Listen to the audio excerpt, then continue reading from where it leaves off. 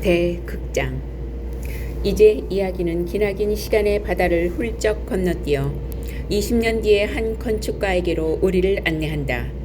그는 방금 전 누군가와 전화통화를 끝내고 소화기를 내려놓는 중이었다. 그는 뭔가 잔뜩 실망한 표정으로 길게 한숨을 내쉬었다.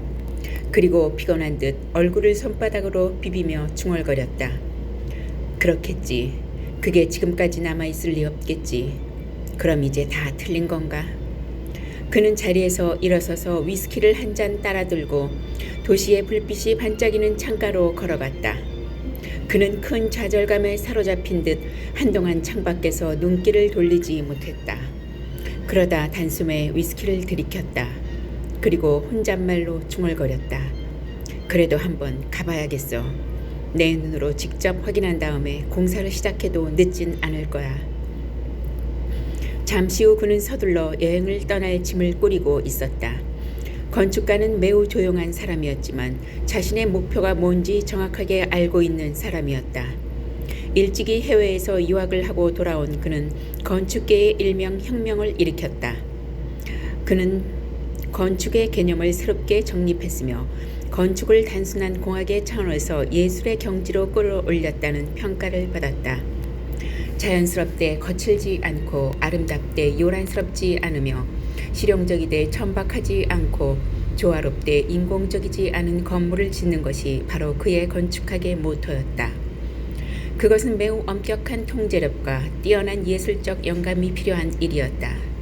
그가 건물을 하나씩 지을 때마다 사람들은 열광했고 그에겐 많은 일거리가 밀려들었다.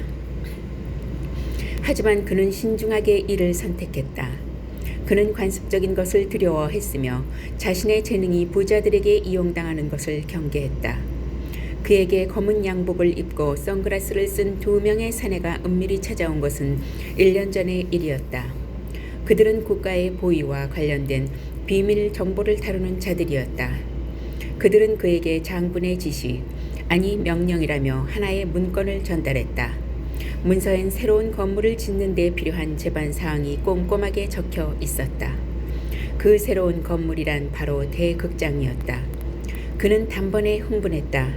건축가로서 한번 도전해 볼 만한 일이었던 것이다. 그러지 않아도 심신이 지쳐있던 그에게는 뭔가 새로운 돌파구가 필요한 시기이기도 했다. 그는 정치적으로 아무런 입장이 없었기 때문에 그 자리에서 장군의 제안을 받아들였다.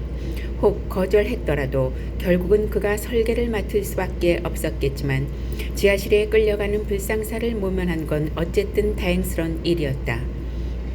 설계에는 많은 시간이 걸렸다. 극장을 짓는 일은 일반 건축물과는 달리 음향시설과 조명시설, 좌석 배치 등 수많은 사항을 고려해야 하는 매우 복잡한 일이었다.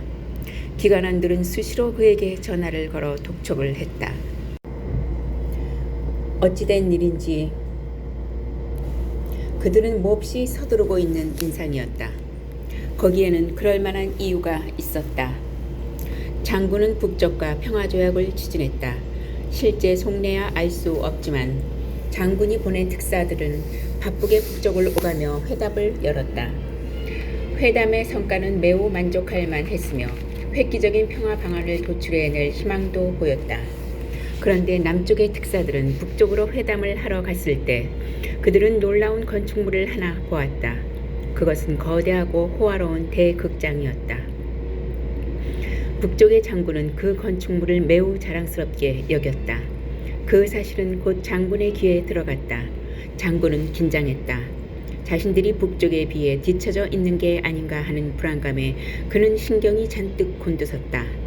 그리고 회담은 급진전해 북쪽의 특사들이 남쪽에 내려와서 회담을 하기로 일정이 잡혔다. 장군은 다급했다.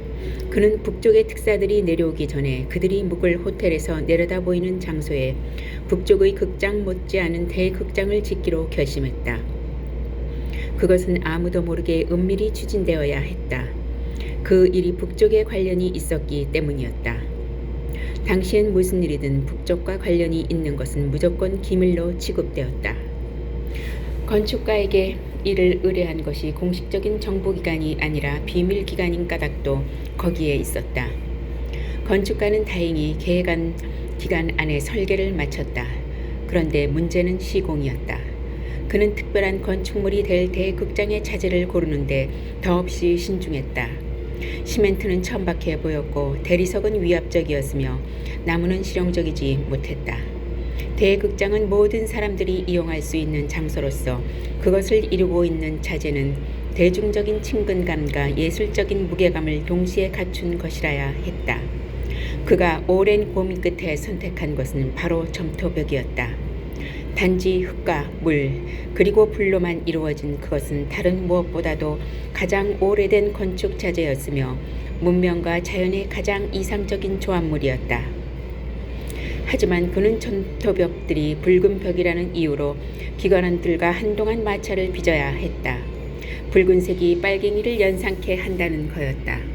이것은 다시 이념의 법칙이었다. 결국 군사 시간을 맞추기 위해 어쩔 수 없이 기관에서 양보를 할 수밖에 없었다. 그러나 다시 문제가 생겼다. 세상에 널린 게 붉은 벽돌이고 흔해 빠진 게 벽돌 공장이었지만 그가 원한 건 대극장의 위상에 걸맞은 특별한 벽돌이었다. 그의 기준은 너무 엄격하고 까다로워서 샘플을 들고 온 벽돌 제조업자들은 번번이 퇴짜를 맞아야 했다. 그는 퇴짜를 놓을 때마다 제조업자들에게 말하곤 했다. 이보시오, 둥글다고 다 바퀴가 아니듯 네모나다고 해서 다 벽돌이 아니란 말이오. 무슨 말인지 알겠소? 결국 그는 자신이 원하는 벽돌을 구하기 위해 나섰다. 설계까지 다 맞춰놓고 자재를 선택한다는데 마냥 뜸을 들이고 있는 그에게 기관에서는 연신 독촉을 해댔다. 그는 전국에 있는 벽돌 공장이란 벽돌 공장은 모두 찾아다녔다. 하지만 자신이 원하는 벽돌을 끝내 찾을 수가 없었다. 뛰어난 품질의 벽돌도 간혹 있었으나 그가 원하는 기준은 늘 그것보다 더 높은 것이었다. 그는 지방의 한 도시를 지나고 있었다. 그 도시에 있는 한 벽돌 공장에 들렸다 잔뜩 실망만 하고 돌아가는 길이었다. 이젠 그가 둘러본 가운데 비교적 품질이 나은 벽돌을 선택할 수밖에 없었다. 마음이 무거웠다. 그는 한숨을 내쉬며 무심코 창밖으로 고개를 돌렸다. 이때 그의 눈에 낡은 건물이 들어왔다. 순간 그는 눈에 번쩍 뜨는 느낌이었다. 그는 운전사에게 차를 세우게 했다. 그리고 차에서 내려 건물을 향해 다가갔다. 당구장과 다방이 있는 2층 건물은 지은 지 오래되고 너무 낡고 군데군데 금이 간 채 방치되어 있었다. 하지만 그는 그 건물을 이루고 있는 벽돌이 그가 본 것 중에서 가장 뛰어난 것임을 단번에 알아보았다. 아니, 다른 벽돌들과 비교조차 할 수 없을 만큼 훌륭해 보였다. 그는 자신도 모르게 벽돌을 쓰다듬어 보았다. 벽돌은 한눈에 봐도 단단한 품격이 엿보였고 밝음의 정도가 과하지도 모자라지도 않았다. 또한 위험이 있어 보이되 결코 겁주지 않는 무게감을 유지하고 있었으며 무질서하지도 그렇다고 정형적이지도 않았다. 그것은 정확하게 그가 몇 달 동안 애타게 찾던 바로 그 벽돌, 아니 그 이상이었다. 그것은 흙으로 만든 보석과 다름이 없었다. 그는 벽돌에 손을 댄 채 가슴이 벅차올라 그 자리에 꼼짝 않고 서 있었다. 그리고 벽돌을 만든 사람에 대한 무한한 경외심에 머리가 숙여졌다. 그에 비하면 자신의 능력은 한낱 잔재주에 지나지 않는다는 생각도 들었다. 한동안 깊은 감동에 잠겨있던 그는 이윽고 벽돌에서 손을 떼며 중얼거렸다. 만일 하느님이 있어서 벽돌을 빚었다면 이게 바로 그 벽돌일 게야. 그런데 이때 다방문이 빠끔히 열리며 여종업원이 고개를 내밀었다. 아저씨, 거기 그렇게 서 있지 말고 들어와 커피 한잔 하세요. 껌을 질겅질겅 씹고 있던 여종업원은 채 소녀티를 벗지 못한 앳된 얼굴에 팬티가 보일 만큼 짧은 치마를 입고 있었다. 건축가는 감동에 빠진 나머지 여종어머니의 손을 덥석 잡고 물었다. 얘야, 너는 세상에 하느님이 있다고 생각하니? 글쎄요, 만일 그딴 게 있었다면 내가 12살 때부터 커피를 나르게 놔뒀을까요? 여종어머니 당돌하게 말을 받았다. 그래, 나도 방금 전까지는 그렇게 생각했단다. 그런데 넌 잘 모르겠지만 지금 넌 하나님이 지은 집에서 일을 하고 있는 거야. 그건 매우 근사한 일이지. 또 알아요. 여족 어머니 껌을 씹으며 시큰둥하게 대답했다. 너도 안다고? 건축가가 놀라서 물었다. 네, 여긴 하나님이 지은 집이고 난 성처녀 마리아잖아요. 그리고 이제 당신은 내가 아직도 처녀인지 아닌지 검사해 볼 거죠? 그래서 처녀가 아니면 팬티를 내리고 내 엉덩이를 때려줄 거잖아요. 예, 얘야. 내 말은 그런 뜻이 아니고. 이때 여정어머니 팔을 탁 뿌리치고 그의 앞에 껌을 퇴뱉더니 안으로 들어가며 말했다. 변태 같은 새끼. 먹고 싶으면 차라리 그냥 달라고 그럴 것이지. 웬 개수작이야? 난 저런 식으로 달라는 새끼들이 캡 재수없더라. 시공은 끝도 없이 연기되었다. 기관에선 건축가를 들들 볶아댔지만 그는 눈도 하나 깜짝하지 않았다. 건축가의 신념은 너무나 단호해서 그의 머리에 총을 들이댄다 한들 작업을 진행할 것 같지 않았다. 그래서 그들은 건축가를 지하실로 데려가는 대신 자신들을 살려주는 셈치고 제발 빨리 공사를 시작하라고 사정하기 시작했다. 하지만 그는 자신이 원하는 벽돌을 찾지 못하면 단 한 장의 벽돌도 쌓을 수가 없다고 버텼다. 할 수 없이 벽돌을 찾기 위해 요원들이 파견되었고 기관의 모든 정보망이 총동원되었다. 건축가를 감동시킨 것과 똑같은 벽돌로 지은 건물이 추가로 몇 군데에서 발견되었다. 요원들은 건물주나 건축업자를 상대로 벽돌을 찍어낸 곳을 은밀히 조사했다. 그래서 시간이 더 오래 걸렸다. 기실 벽돌을 찾는 데에 은밀히 조사를 할 필요까지는 없었으나 그것이 그들의 오랜 습관이다 보니 어쩔 수 없었다. 또한 건물을 지은 때로부터 시간이 너무 오래 흘러 건물과 관계가 있는 자들은 대부분 이미 죽었거나 살아있더라도 기억을 하지 못했다. 그러다 비교적 정신이 맑은 한 늙은 건축업자에게서 오래전 트럭에 싣고 나르던 한 괴력의 사내에 대한 정보를 얻을 수 있었다. 그 사내는 벽돌 수십 장을 한 번에 들어올릴 만큼 장사였는데 건축업자들은 오랜 세월이 흘렀음에도 그의 독특한 작별 인사를 비교적 뚜렷하게 기억하고 있었다. 다음번엔 벽돌을 더 많이 실어오지요. 하지만 언제 오겠다는 약속은 못해요. 내가 세상에서 제일 싫어하는 게 바로 약속이거든요. 그것이 괴력의 사내가 벽돌을 내려놓고 가면서 한 작별 인사였다. 기관에서는 벽돌이 발견된 지역을 중심으로 벽돌을 제조한 공장을 샅샅이 수색했다. 그러나 아무런 성과도 올리지 못했다. 그것은 마치 미스테리에 둘러싸인 무림 비급처럼 세상에서 완전히 사라진 것처럼 보였다. 그러던 도중 건축가는 이미 건물이 철거된 한 건물터에서 새로운 종류의 벽돌을 한 가지 더 발견했다.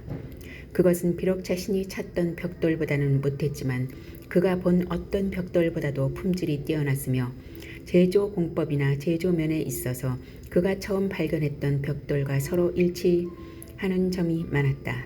그는 두 종류의 벽돌이 모두 같은 공장에서 제조되었다는 확신을 갖게 되었다.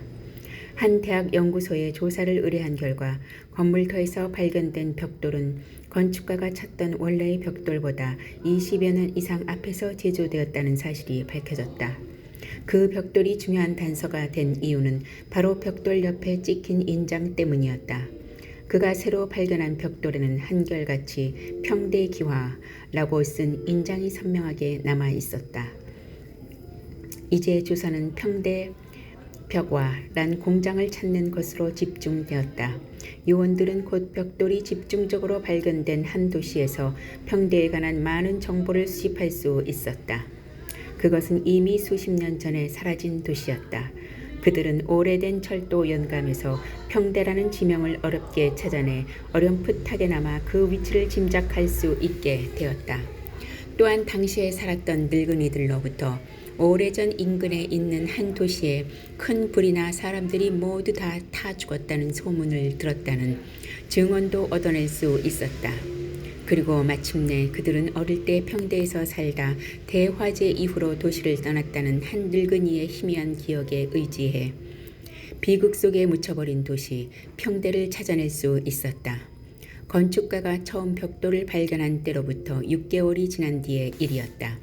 기간의 요원들이 평대에 도착했을 때 도시는 이미 수십 년 된 나무와 잡초들로 뒤덮여 있어 마치 숲의 정령이 거대한 도시를 자신의 품 안에 은밀히 숨겨놓은 것처럼 보였다. 도시는 그들이 생각했던 것보다 규모가 훨씬 컸으며 그 융성함을 짐작할 수 있는 건물터의 넓이는 그들을 놀라게 하고도 남음이 있었다. 또한 건물마다 불에 그을린 자국이 선명하게 남아있어 당시의 화재가 얼마나 참혹했었는지를 말해주고 있었다. 그들은 대화재의 진원지인 극장터도 찾아냈다.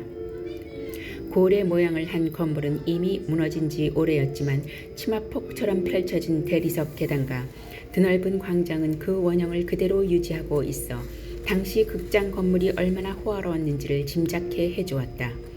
조사 요원들이 극장 앞을 지날 때 매표소가 있었을 것으로 추정되는 자리엔 한 늙은 개가 기둥에 묶인 채 외로움과 배고픔에 지친 표정으로 엎드려 있었다. 제대로 먹지를 못해 바싹 여윈 개는 마치 걸레를 뭉쳐놓은 것처럼 지저분해 보였다. 요원들은 사람이 떠난 지 수십 년이 지난 그때까지도 개가 살아있다는 것을 도저히 믿을 수가 없었다.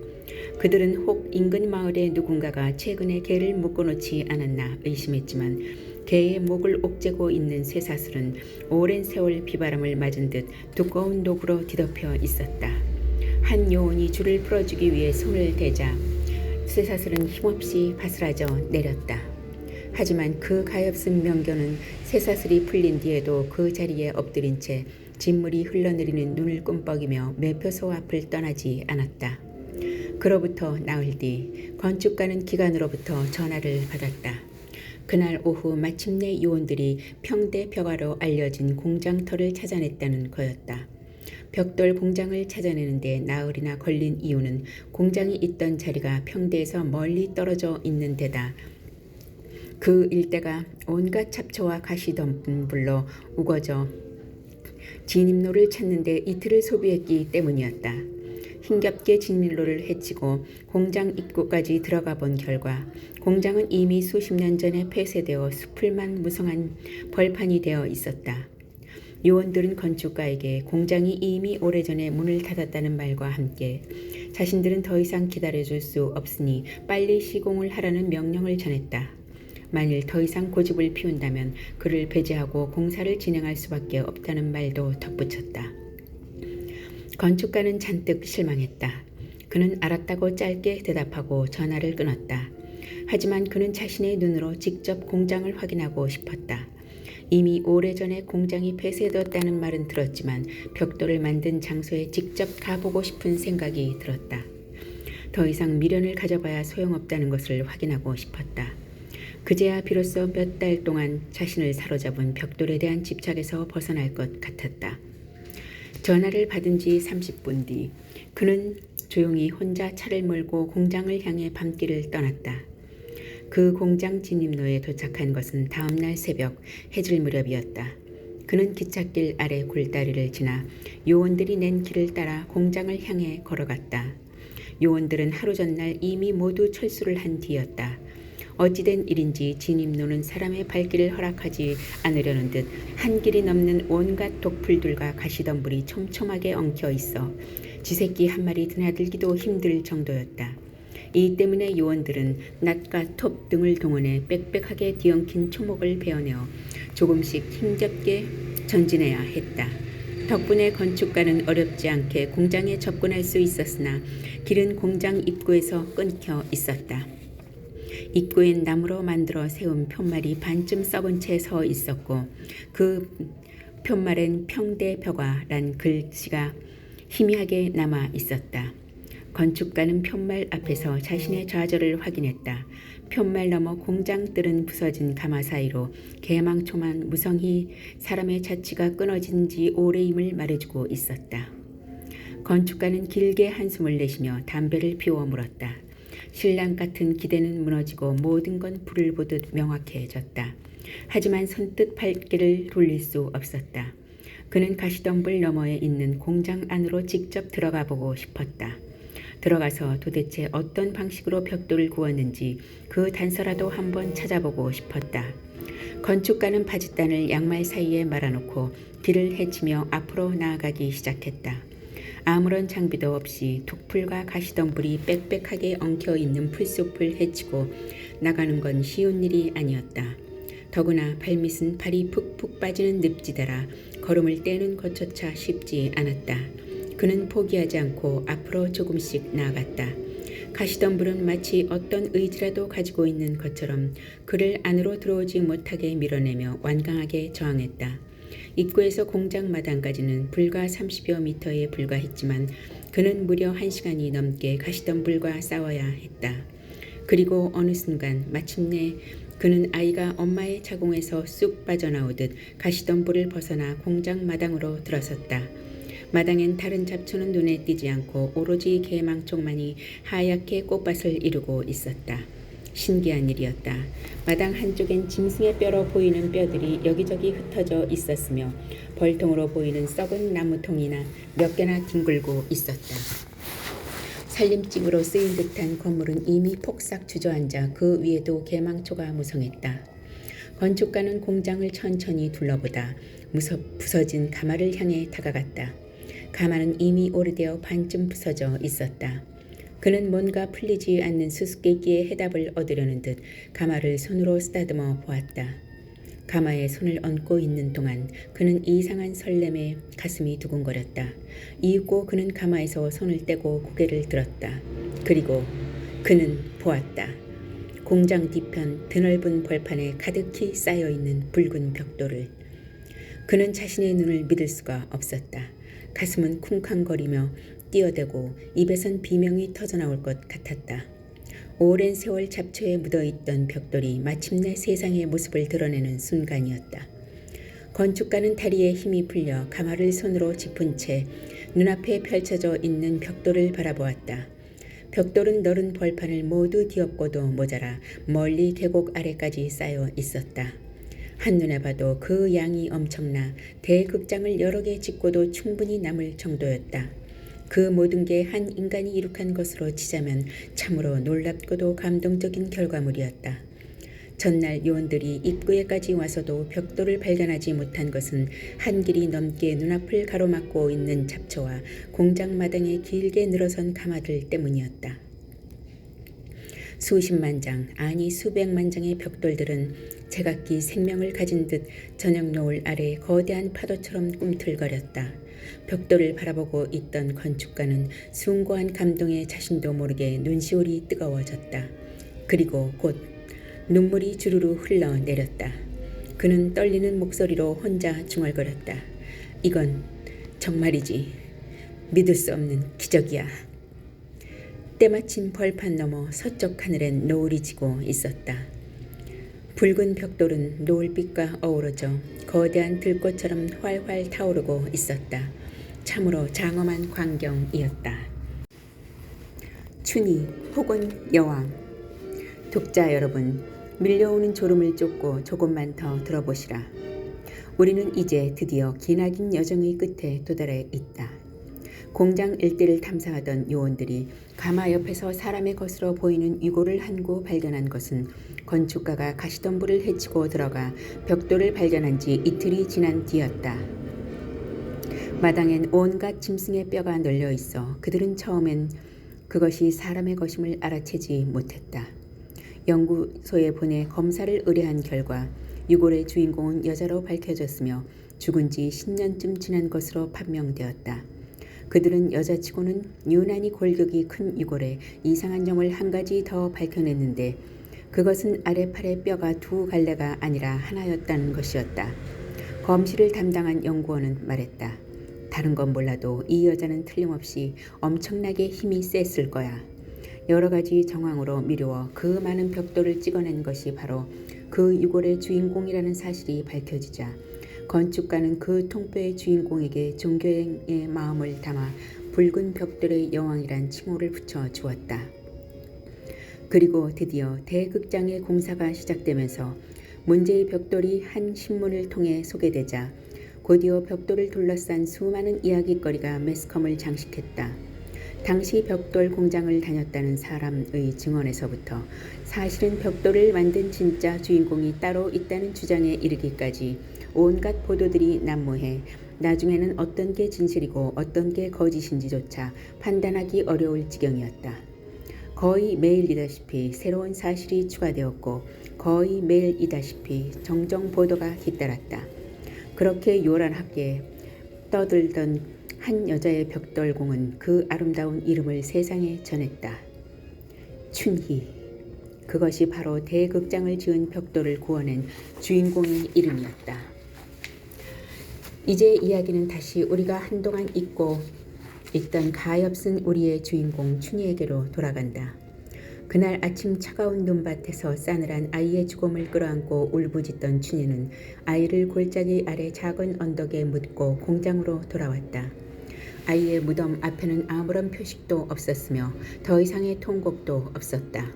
그리고 이듬해 봄까지 그녀는 어두운 방 안에 누워 곡기를 끄는 채 죽음을 기다렸다. 자신에게 주어진 가혹한 형벌을 더 이상 감당할 힘이 없었기 때문이었다. 하지만 그녀는 죽지 않았다. 3달이 넘도록 물 한 모금 마시지 않았지만 그녀의 지독한 생명력은 스스로에게 죽음을 허락하지 않았다. 따뜻한 봄이 되자 그녀는 죽음을 포기하고 다시 먹이를 구하러 나섰다. 그녀는 더 이상 트럭 운전사를 기다리지 않았다. 그 역시 자신을 떠나간 사람들 가운데 하나일 뿐이었다. 그는 원망하지도 않았다. 아니, 그녀는 자신을 임신시켜놓고 떠난 사내의 무책임과 자신의 고통을 연관지어 생각할 줄 몰랐다. 그녀에게 있어서 고통은 자신의 내부에서 일어나는 현상일 뿐 그 누구의 탓도 아니었다. 어느 정도 체력이 회복되자 춘희는 다시 벽돌을 찍기 시작했다. 벽돌을 찍어내는 동안 그녀는 죽은 아이를 생각했다. 아이의 부드러운 뺨과 애벌레처럼 연약한 손가락, 그리고 자신의 젖을 힘없이 빨던 작은 입을 생각했다. 아이를 생각할 때마다 그녀는 눈물을 흘렸다. 그래서 다시는 아이를 생각하지 않겠다고 생각했다. 하지만 아이를 생각하지 않겠다고 마음먹으면 마음먹을수록 오히려 더 자주 아이의 얼굴이 떠올랐다. 그래서 아이의 생각이 날 때마다 다시는 생각을 않겠다고 결심하고 또 결심을 하다 보면 어쩔 수 없이 다시 아이 생각이 나는 식으로 하루 종일 죽은 아이만을 생각하게 되었다. 그녀는 벽돌을 틀에 넣고 찍어낸 후 아직 구워내기 전에 부드러운 진흙 위에 나뭇가지로 아이의 얼굴을 그리기 시작했다. 그림은 단순하고 서툴렀지만 그녀는 쉬지 않고 아이의 얼굴을 그려댔다. 그리고 언젠가부터 그녀는 아이뿐만 아니라 그녀가 알고 있던 사람들, 그녀가 겪은 일들, 언젠가 눈앞을 스쳐간 풍경들을 그림에 담아내기 시작했다. 그림은 그녀에게 커다란 위안이 되었다. 그녀는 벽돌 위에 그림을 그려 구워낸 다음 단단히 늘어놓고 앉아 하염없이 바라보는 것을 좋아했다. 그림을 보는 동안만큼은 고통과 외로움을 잊을 수 있었다. 그녀는 벽돌 위에 점점 더 많은 기억들을 담아내기 시작했다. 개망초와 뱀, 메뚜기와 잠자리, 고라니 등 주변에서 쉽게 만날 수 있는 대상에서부터 대장간의 모루, 벽돌을 실어 나르던 트럭 등 그녀의 인생을 스쳐간 온갖 물상들, 다방의 풍경과 평대역에서 뛰었던 전보의 모습 등 수많은 장면들이 그 대상이 되었다. 몇 년이 흘렀다. 트럭 운전사는 마지막으로 공장을 찾아온 사람들 아무도 없었다. 춘희는 여전히 벽돌을 찍어내고 있었다. 세월이 흐르는 동안 그녀의 기억은 점차 희미해졌다. 죽은 아이와 트럭 운전사의 얼굴도 거의 지워져 그녀의 머릿속엔 희미한 형상만이 남아있었다. 처음에는 공장을 떠나간 사람들이 돌아올 거라는 기대 때문에, 후에는 트럭 운전사를 기다리느라 벽돌을 만들었지만 이 즈음에 그녀는 더 이상 트럭 운전사를 기다리지도 않았고 떠나간 사람들이 돌아올 거라는 기대도 버린 지 오래였다. 그럼에도 불구하고 그녀는 왜 계속 벽돌을 만들었을까? 누군가는 고립된 생활 속에서 단지 무료함을 달래기 위해서였을 거라고도 하고, 또는 인간 본연의 유희적 욕구 때문일 거라고도 하고, 또 누군가는 과거의 평화로웠던 공장 생활에 대한 그리움 때문이라고. 그래서 다시 그 시절로 돌아가고 싶은 희원 때문이라고도 하지만 그 어떤 해석도 충분한 설명은 아닐 것이다. 왜냐하면 그녀는 노동이 단지 무료함을 견디기 위해서라고 하기엔 너무 필사적이었으며 단지 유희라고 하기엔 너무나 고된 일이었으며 또 단지 그리움 때문이라고 하기엔 지나치게 반복적인 일이었기 때문이었다. 어떤 이는 춘희의 행동을 두고 절벽에 고래 그림을 새겨놓은 신석기인들의 종교적 태도와 관련지어 설명하는 사람도 있지만 우리는 남바란의 계곡을 가득 채운 육면체의 단순성 안에 어떤 종교적 의미가 있는지도 설명할 길이 없다. 그렇다면 왜 그녀는 벽돌을 굽는 일에 그토록 필사적으로 매달렸을까? 그녀는 그 단조로운 작업을 수도 없이 반복하면서 무슨 생각을 한 걸까? 그 작업 안에 어떤 종교적 회한이 담겨 있었다면 그 바람은 과연 어떤 것이었을까? 감동적이리만치 순정하고 치열했던 그 열정의 근원은 어디에서 비롯된 걸까? 진실이란 본시 손 안에 쥐는 순간 녹아 없어지는 얼음처럼 사라지기 쉬운 법이다. 그래서 어쩌면 혹 그 모든 설명과 해석을 유예하는 것만이 진실에 가까워지는 길이 아닐까. 그럼으로써 그녀를 단순하고 정태적인 진술 안에 가둬두지 않고 자유롭게 풀어주는 것만이 또 그럼으로써 그 옛날 남바란의 계곡을 스쳐가던 바람처럼 가볍게 흩어지도록 놓아주는 것만이 진실에 다가가는 길은 아닐까. 독자 여러분, 이야기는 계속된다. 벽돌을 만들어내는 그녀의 기술은 시간이 지날수록 발전하고 숙련되어 갔다. 그녀는 진흙을 이길 때 하룻밤을 숙성시켜 이슬을 마친 후 구워내면 균일한 수분 분포로 인해 벽돌의 질감을 높일 수 있다는 사실을 알아냈으며 건조를 하는 동안에는 그때그때의 날씨가 벽돌이 단단함에 영향을 미친다는 것을 발견했고 소성 과정에서의 시간 조절을 통해 벽돌의 색깔을 마음대로 조절할 수 있게 되었다. 그녀는 구워낸 벽돌을 공장 뒤편의 벌판에 쌓아놓기 시작했다. 공장 마당인 이미 구워낸 벽돌들이 가득 들어찼기 때문이다. 이때부터 그녀의 몸무게는 점점 줄기 시작했다. 고된 노동을 하는 데다 먹을 게 형편없었으니 당연한 법도 했지만 그동안 굶기를 예사로 했어도 꾸준히 100kg 이상을 유지해왔던 그녀에겐 놀라운 변화였다. 그리고 어느덧 머리가 새기 시작했다. 단단하던 근육은 탄력을 잃고 이마엔 굵은 주름이 잡혔다. 혼자 벽돌을 굽는 동안 그녀는 점점 더 고독해졌으며 고독해질수록 벽돌은 더욱 훌륭해졌다. 공장 뒤편의 너른 벌판은 점점 더 많은 벽돌들로 채워져 갔다. 몇 년이 흘렀다. 그녀는 홀로 벽돌을 굽고 있었다. 몇 년이 흘렀다. 그녀는 홀로 벽돌을 굽고 있었다. 공장을 찾아온 사람은 아무도 없었다. 에필로그 하나. 이후의 이야기는 우리가 모두 알고 있는 바와 같다. 대극장의 개관과 개관 기념으로 열렸던 그날의 공연, 정작 공연보다도 극장을 보기 위해 몰려든 수많은 취재기자와 공연에 초대된 문화예술인, 정치가, 연예인 등 유명인사들의 짧은 인터뷰, 기적의 건축술이라는 등 금세기 최고의 건축물이라는 등 우리 건축학의 수준이 세계에 놀랐다는 등 언론의 유난스런 호들갑과 모든 공을 이름 없는 한 벽돌 공에게 돌린 건 건축가의 겸손. 그녀가 죽은 지 이미 오래되었지만 이쯤 되면 뭔가 훈장이라도 하나 추서해야 되는 게 아닌가 하는 관리들의 관습적인 반응.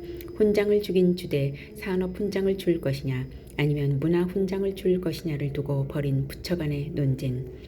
뒤이어 쏟아진 벽돌을 주제로 한 수많은 학술 회의의 연구 논문, 앞서 언급한 여왕을 찾아서 란 탐사대의 조직과 벌에 쏘여 급하게 병원으로 후송을 했지만 끝내 목숨을 잃은 한 탐사대원, 그의 어머니의 울부짖음, 이윽고 대극장을 지은 모든 원인을 제공한 남북회담. 그러나 호텔 직원이 방을 잘못 배치하는 바람에 극장이 보이는 반대편에 투숙하게 된 북쪽의 특사들. 그래서 실은 아무것도 못 보았다는 믿을 수 없는 후일담. 호텔 직원의 해고와 의전 담당자의 문책, 춘희와 벽돌에 관련된 본물처럼 쏟아져 나온 서적과 드라마의 제작. 원래는 주인공의 몸무게가 100kg이 넘지만 스타를 캐스팅하기 위해 어쩔 수 없이 48kg으로 줄여야 했던 방송 작가의 고민. 여주인공을 맡은 배우가 벽돌보다는 도자기가 더 예쁘지 않느냐고 해서 할 수 없이 춘희를 도자기 굽는 주인공으로 바꿔야 했던 대대적인 윤색 작업. 다시 이름이 촌스럽게 춘희가 뭐냐고 해서 마지못해 주인공 이름을 애니로 바꿔야 했던 대대적인 수정 작업. 남자 주인공을 맡을 배우가 직업이 C8 가오상하게 트럭 운전사가 뭐냐고 해서 어쩔 수 없이 다시 재벌 2세 사업가로 바꾼 대대적인 밤샘 작업. 그렇게 해서 결정된 48kg의 가난한 도액과 여대생과 재벌 2세의 신분의 벽을 뛰어넘는 슬픈 로맨스. 시청률과 대중성의 법칙. 이미 예정된 드라마의 대히트성과 대중들의 무의미한 눈물. 이쯤 해두자. 진실은 모두 사라졌다. 이제 그 모든 호들갑은 우리의 주인공 춘희의 인생과는 아무런 상관도 없어졌다. 그녀는 영웅도 아니었고 희생자도 아니었다. 그녀는 뚜렷한 목표를 가진 장인도 아니었고 숭고한 예술가는 더욱 아니었다. 우린 그녀가 무슨 생각을 하며 살았는지 어떤 삶을 원했는지 알 수 없다. 그녀는 우리와 달랐으며 다르다는 이유로 평생 고독 속에서 살았다. 춘희를 둘러싼 하찮은 얘기들은 제 스스로 생명을 얻은 아메바처럼 무한히 확장해 가고 있었지만 정작 진실은 그 옛날 지상에서 사라진 무림 비급처럼 세상 어디에도 존재하지 않는다. 단지 그녀는 세상에 벽돌을 남겼을 뿐이다. 그리고 그 벽돌 속에 영원히 지워지지 않는 그림을 남겼을 뿐이다. 벽돌에 남긴 그림 속엔 장차 벽돌이 세상에 나가 자신의 마음을 전해주기를 바라는 춘희의 간절한 바람이 고스란히 새겨져 있었다. 그녀는 수많은 소재를 대상으로 그림을 그렸지만 특히나 대극장의 한 기퉁에 있는 벽돌에 새겨진 그림은 한때 그녀의 바람이 어떤 것이었는지 그리고 그 바람이 얼마나 간절한 것이었는지를 잘 보여주고 있다. 그 벽돌에 담긴 그림은 다음과 같다. 훗날 대극장을 찾은 한 시인이 있어 지나는 길에 벽돌 속에 담긴 그림을 보고 깊은 감명을 받았다. 그는 평생 말을 하지 못했던 춘희를 위해 자신의 언어를 빌려주었다. 즉 그림 속에 담긴 춘희의 안타까운 마음을 시 한 수로 남긴 것이다. 그 시는 다음과 같았다. 그대 들어오세요. 나는 당신을 기다리고 있어요. 해가 지고 달이 뜨고 수많은 날들이 흘러도 나는 변함없이 당신을 기다리고 있답니다. 한 쌍의 족제비가 사랑을 나누듯 한 쌍의 잠자리가 사랑을 나누듯 우리 다시 만나 예전처럼 함께 사랑을 나누어요. 그대 어서 돌아오세요. 나는 언제나 당신을 기다리고 있답니다.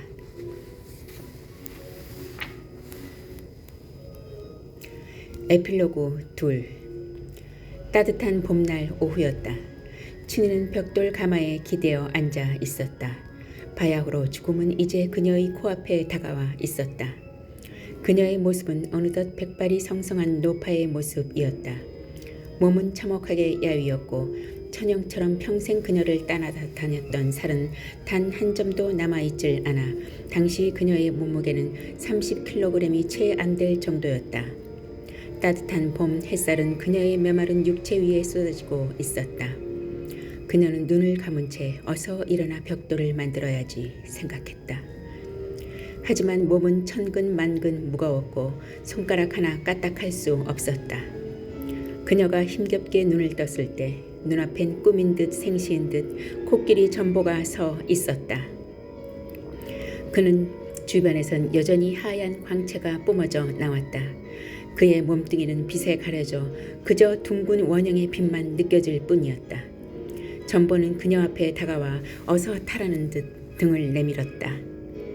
그녀가 힘없이 고개를 가로저으며 말했다. 난 이제 일어설 힘조차 남아있지 않아. 꼬마 아가씨, 이제 다 끝났어. 조금만 더 힘을 내라고. 둥근 빛 속에서 전보는 춘희를 향해 코를 내밀었다. 그녀는 가까스로 손을 내밀어 코를 감쌌다. 전보는 그녀의 가벼운 몸을 들어올려 자신의 등 위에 사뿐히 올려 놓았다. 그녀가 코끼리의 등 위에 앉은 순간 전보의 몸은 둥실 떠올랐다. 그리고 하늘을 향해 직선으로 날아오르기 시작했다. 춘희는 무서운 듯 전보의 등을 꼭 잡고 밑을 내려다 보았다. 그녀의 눈 아랜 벽돌 공장의 가마와 살림집 지붕이 눈에 들어왔다. 그리고 공장 뒤편 벌판 가득 쌓아놓은 벽돌이 보였다. 그 순간 억센 가시덤불과 독풀들이 무서운 속도로 자라나 진입로를 뒤덮었다. 전보는 점점 더 높이 날아올랐다. 그녀가 먹을 것을 찾아 헤매던 계곡과 아이를 묻은 언덕, 그리고 멀리 문이 빠져 죽은 개울과 길게 이어진 기찻길이 보였다. 전보가 더 높이 날아오르자 이번엔 풀숲에 파묻힌 평대의 쇠락한 풍경이 눈에 들어왔다. 그 가운데서도 고래 극장은 유독 눈에 띄는 건물이었다. 극장 앞에선 여전히 늙은 개가 쭈그리고 앉아 둥근 빛을 타고 날아가는 춘희를 향하여 부러운 눈길을 쫓고 있었다. 그리고 평대로 들어서는 고갯길 아래엔 녹슨 트럭이 한 대 처박혀 있었다. 춘희는 그제야 트럭 운전사가 오래전에 사고로 죽었다는 것을 깨달았다. 하지만 어찌된 일인지 슬픈 감정은 일어나지 않았다. 아니, 슬픈 감정뿐만 아니라 그토록 섬세했던 그녀의 모든 감각과 감정은 모두 사라진 듯 아무런 느낌도 없었다. 그저 텅 빈 듯한 공허만이 그녀의 앙상한 몸을 가득 채우고 있었다. 전보는 더 높이 날아올랐다. 산길을 돌아가던 기찻길이 사라지고 드디어 멀리 푸른 바다가 눈에 들어왔다. 그곳은 춘희의 엄마 금복이 젊은 시절을 보낸 곳이었지만 춘희는 난생 처음 보는 곳이었다. 그녀는 아득히 펼쳐진 푸른 바다를 굽어보며 전보의 등을 꼭 붙잡고 있었다. 마침내 전보가 대기권을 벗어나자 둥근 지구가 한눈에 들어왔다. 그것은 마치 커다란 구슬처럼 보였다. 춘희는 신기하다는 듯 눈을 크게 뜨고 푸른 구슬을 바라보았다. 난 세상이 둥근지 미처 몰랐어. 바보, 세상에 존재하는 건 모두가 둥글어. 벽돌은 네모잖아. 그렇긴 하지. 하지만 그걸로 둥근 집을 지으면 결국은 둥근 거지. 네모난 집을 지을 수도 있잖아. 그래, 하지만 네모난 집이 모이면 둥근 마을이 되잖아. 그렇군. 그런데 우리는 어디로 가는 거지? 아무것도 존재하지 않는 곳. 아주 먼 데.